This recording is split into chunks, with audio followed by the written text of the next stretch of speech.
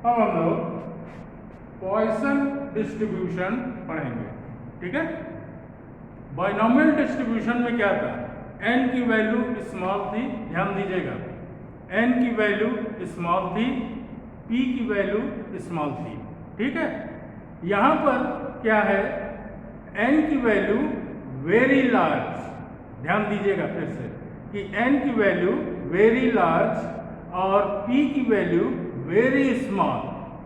Very large का मतलब कि नियरली 100, ठीक, यहां से शुरू होता है 100 कह लीजिए या 100 प्लस 200 500, ये n की वैल्यू है। p की वैल्यू p के लिए कहा गया है वेरी स्मॉल। वेरी स्मॉल का मतलब 1/50 1/100 इस टाइप का, कि जिसमें कैलकुलेशन कुछ इस टाइप का है कि 0.0 सम नंबर, इस टाइप से, तो p बहुत छोटा हो जाएगा। बाइनोमियल डिस्ट्रीब्यूशन का जो फार्मूला था हम लोगों के पास वो था कि NCR into p to the power r into q to the power n minus r।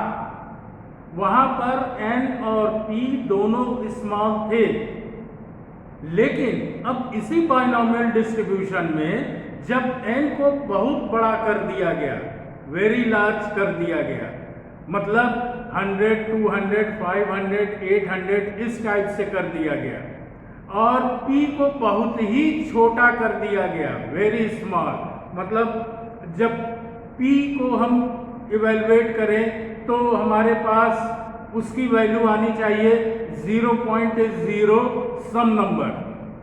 तब प्रॉब्लम आई कि बाइनोमियल डिस्ट्रीब्यूशन से हम इसका कैलकुलेशन नहीं निकाल सकते हैं। तब हमें क्या करना पड़ा, पॉइसन पे आना पड़ा। पॉइसन क्या कहता है कि अगर n बहुत लार्ज हो, बहुत बड़ा हो, p बहुत ही छोटा हो, जिससे n इंटू p फाइनाइट हो, इनफाइनाइट ना होने पाए, और इस प्रोडक्ट को कहा गया है लैम्डा।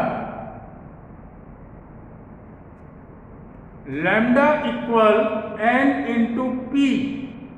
तब हमें पॉइसन डिस्ट्रीब्यूशन मिलता है और उसका फार्मूला होता है probability of x equal r is equal to e to the power minus lambda into lambda to the power r upon r factorial, where r equal 0 1 2। तो लैम्डा क्या है, लैम्डा इज अ पैरामीटर। तो इस equation को कि probability of x equal r is equal to e to the power minus lambda into lambda to the power r upon r factorial, इसको कहा गया है कि ये पॉइसन डिस्ट्रीब्यूशन है। अब हम पॉइसन डिस्ट्रीब्यूशन जब अप्लाई करें तो क्वेश्चन में हमको देखना होगा n की वैल्यू मतलब कम से कम 50 के ऊपर हो। अगर 100 हो तो हमको डायरेक्ट समझ में आ जाना चाहिए कि n को बहुत बड़ा लिया जा रहा है कि 100 200 300, और p बहुत ही छोटा हो, 0.0 समथिंग, कुछ इस तरीके से आए। कभी कभार क्या होता है कि n की वैल्यू पॉइसन डिस्ट्रीब्यूशन के क्वेश्चन में n की वैल्यू 5 10 दे दिया जाता है। स्टूडेंट्स वहीं से कंफ्यूज हो जाते हैं कि इसमें हम बाइनोमियल अप्लाई कर सकते हैं, लेकिन ध्यान में रखिएगा अगर n की वैल्यू 5 10 15 दिया है, पॉइसन डिस्ट्रीब्यूशन का फार्मूला उसमें अप्लाई करना है। तुरंत आप p को देखिए, दिस p, अगर इस p की वैल्यू 0.0 समथिंग में है, सो डोंट कंफ्यूज, आप तुरंत उसमें पॉइसन डिस्ट्रीब्यूशन का फार्मूला लगाएंगे, क्योंकि बाइनोमियल में p की वैल्यू 0.0 समथिंग नहीं आती है, उसमें p की वैल्यू 0 पॉइंट समथिंग हो जाती है। ठीक है, जैसे 0.12, 0.2, 0.3, लेकिन 0.01, 0.02 ये बाइनोमियल डिस्ट्रीब्यूशन में नहीं होता है। तो अगर पॉइसन डिस्ट्रीब्यूशन में n की वैल्यू 5, 10 है तो उसमें बाइनोमियल डिस्ट्रीब्यूशन अप्लाई करने से पहले आप एक चीज ध्यान कर लीजिए कि p की वैल्यू क्या है। अगर p की वैल्यू 0.0 समथिंग है तो उस क्वेश्चन में आप तुरंत पॉइसन डिस्ट्रीब्यूशन का फार्मूला अप्लाई करेंगे। ठीक है, एक इंपॉर्टेंट नोट है, पेज नंबर 37 पर ही देखिएगा, note number 2, the sum of probabilities at r equal 0, r equal 1, r equal 2, r equal 3 and so on, इन सभी का प्रोबेबिलिटी का सम हमेशा 1 होता है। फार्मूला देख लीजिए, p of 0 plus p of 1 plus p of 2